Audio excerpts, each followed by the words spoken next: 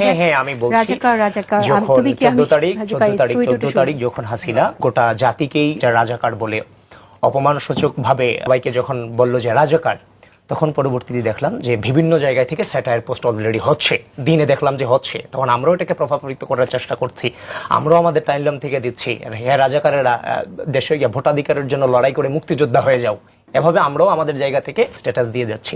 তো পরক্ষণেই দেখলাম যে ঢাকা বিশ্ববিদ্যালয় হলগুলো থেকে রাতে উত্থান হলো তুমি কি আমি কে, রাজাকার রাজাকার।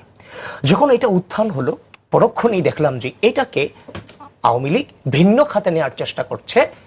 ঠিক ওই মুহূর্তে ওই যে আমরা গ্রুপটা করেছিলাম 7 তারিখ যে কোটা পর্যালোচনা গ্রুপ, ওই গ্রুপ থেকে 20-21 সেশনের একটা ছেলে ওই গ্রুপে হঠাৎ একটা স্লোগান লিখে দেয়, কে বলেছে স্বৈরাচার স্বৈরাচার স্বৈরাচার।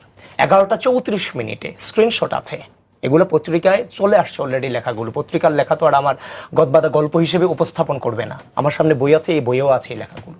তাহলে 14 তারিখ রাতে ওই গ্রুপটা থেকে স্লোগান উঠলো কে বলেছে স্বৈরাচার স্বৈরাচার। একজন তুললো, আমার জসিমউদ্দিন হল ছাত্র দলের আরেকটা ছেলে এই স্লোগানটাকে একজন লিখলো আরেকজন তুললো।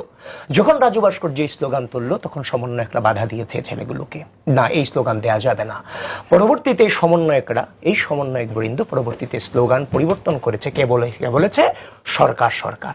ওই রাতে আমরা যে ওই রাজু ভাস্কর যে হাসিনাকে স্বৈরাচার শব্দে উচ্চারণ করার মাধ্যমে বিগত 15.5 বছর এই প্রথম ঢাকা বিশ্ববিদ্যালয়ের মাটি থেকে হাসিনাকে গোটা বাংলাদেশে স্বৈরাচার শব্দে প্রতিষ্ঠিত করা হয়েছে, এবং ওই রাতেই বৈষম্য বিরোধী ছাত্র আন্দোলন স্বৈরাচার বিরোধী ছাত্র জনতার আন্দোলনে ধীরে ধীরে রূপদান করা শুরু করে। ওই রাতটা ছিল অত্যন্ত গুরুত্বপূর্ণ রাত, এবং এই স্লোগান ছিল এই আন্দোলন স্বৈরাচার বিরোধী আন্দোলনে মুভ করানোর জন্য অত্যন্ত গুরুত্বপূর্ণ রোল রেখেছে।